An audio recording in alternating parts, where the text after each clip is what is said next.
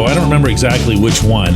I do remember that it was in Milwaukee. I remember that I was having a conversation with Garrett Cole really early in Cole's career.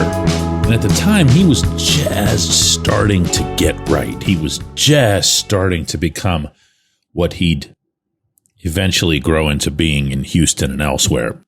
And I vividly recall sharing with him a mini history lesson of baseball in Pittsburgh and how this franchise, over nearly a century and a half, had never produced a truly great pitcher.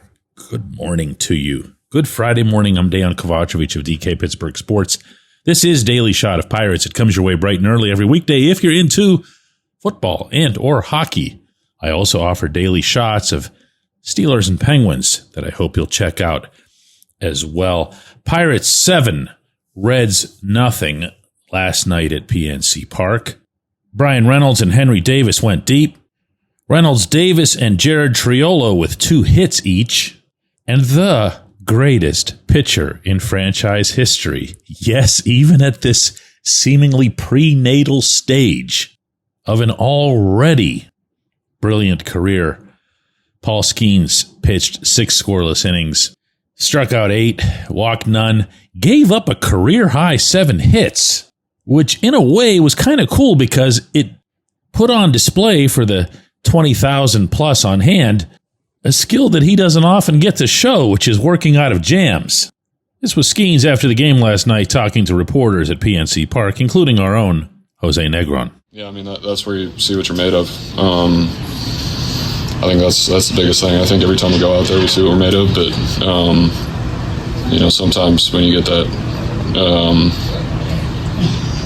external pressure rather than internal pressure, I guess. If I'm pitching out of the windup, it's all internal pressure, however you want to call it. So, but you don't have a whole lot of room for error, though. So, really just see what you're made of. What he's made of is unbelievable, unprecedented stuff in the context I was laying out earlier. And yeah, this does underscore that. In a game like this, where he didn't have everything going, and he really didn't, dude turned to his changeup, a pitch that he uses just a little bit over 9% of the time, and made it his out pitch. He threw it 14 times.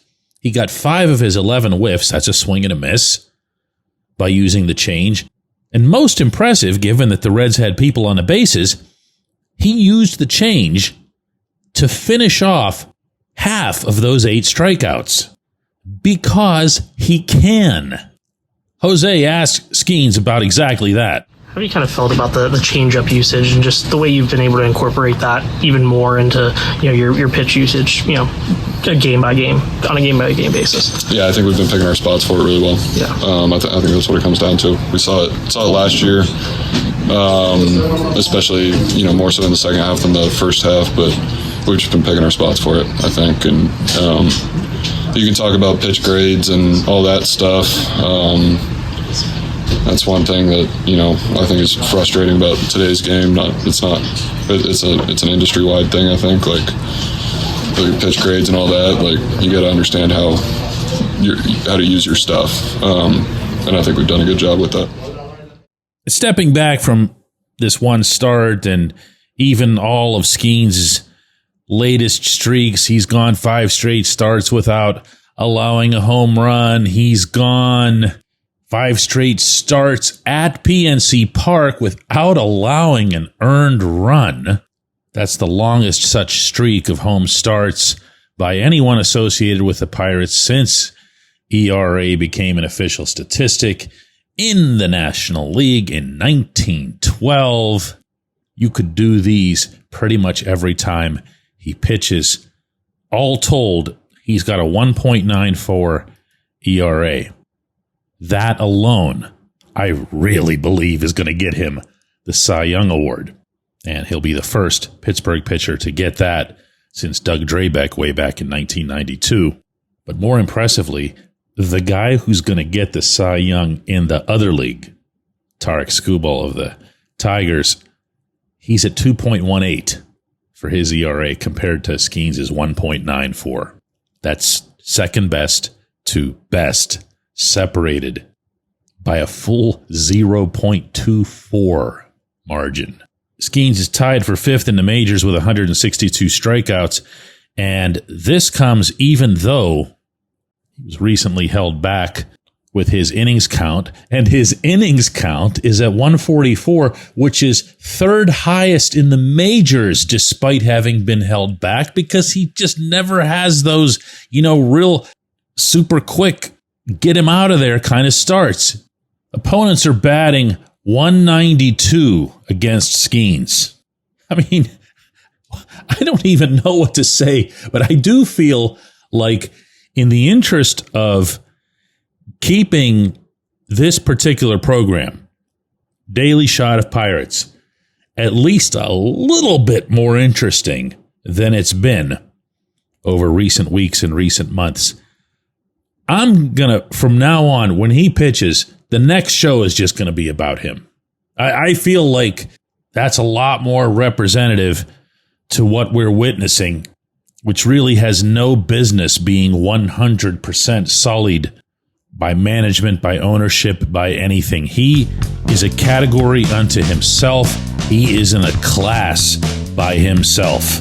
And yes, Garrett Cole, the Pirates do have a truly great pitcher while wearing a Pittsburgh uniform. For now, anyway, when we come back, J1Q.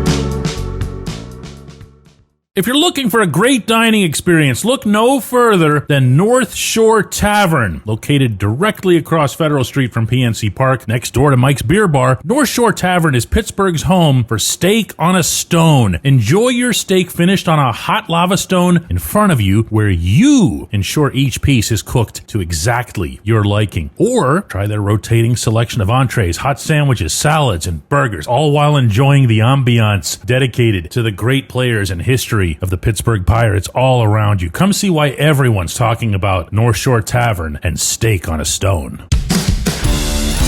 It's Gun Storage Check Week. Help prevent unwanted access to your firearms. No one wants their unsecured gun to be used in an accident, a suicide, or a crime. Use lockboxes, safes, and locks to secure your firearms. Learn more at gunstoragechek.org. That's gunstoragechek.org. Brought to you by NSSF, the Firearm Industry Trade Association.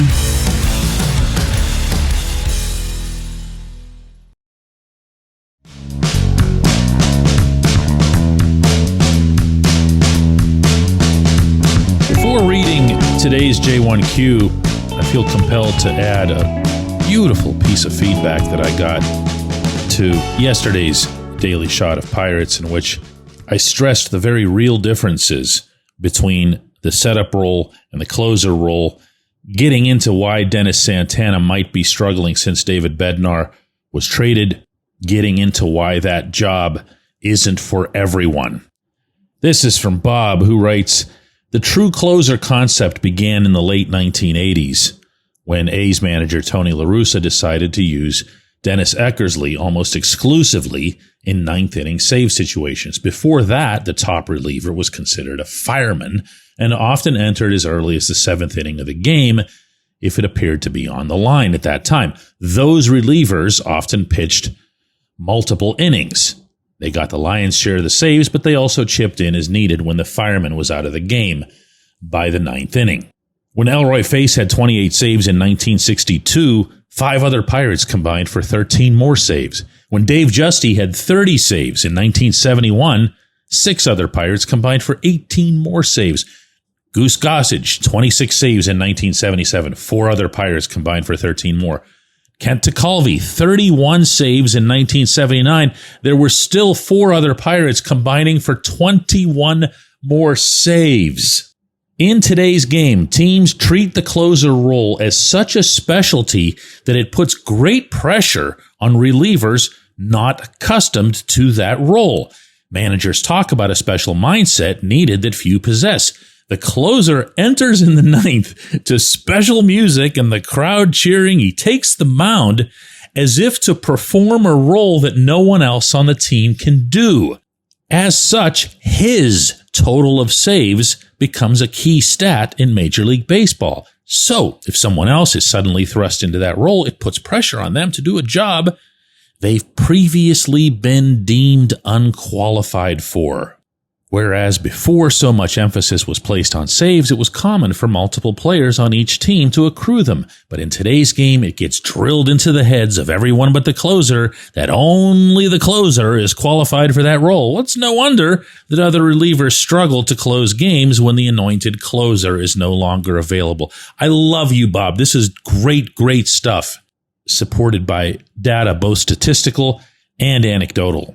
And the only way it'll change, because you obviously don't deny that it's the case, I believe, is if the culture changes. I don't think you're just going to have a manager emerge from a spring training with, 3 guys at the back end. Well, actually, we just saw it a couple years ago when it was Bednar, Colin Holderman, and Aroldis Chapman were all supposed to be kind of getting mixed and matched by Derek Shelton. At least that was the plan at the outset. It ended up being mostly Bednar, and then when things went really south, in a lot of ways, it ended up being mostly Chapman. And even then, people like me are showing up at the ballpark every day asking, who's your closer, who's your closer, who's your closer? It's not going to swing back anytime soon. For an actual J1Q, that comes from CJ, who says, DK, we all know that Ben Cherington should be fired. But the trades last week have me wondering if Bob Nutting will actually do it. Do you still think Cherington is done after this season, or will the organization try to sweep this season under the rug and keep him around? As opposed to sharing with you, CJ, my opinion, I'm going to share with you what I've heard.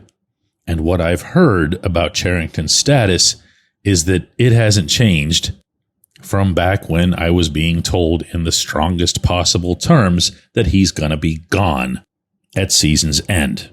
I have no reason whatsoever to doubt the original source on that, nor do I have any reason to doubt the sources since then. Why is Nutting hanging on to him? All I can do is go back and read again the same reporting that I shared with you at the time, which was that he wanted things to try to right themselves so that 2025 wasn't some total waste and people started searching for other jobs and jumping ship, basically. So not based on my opinion, not based on a feel, but based on speaking with those inside the Pirates and way, way, way high up inside the Pirates.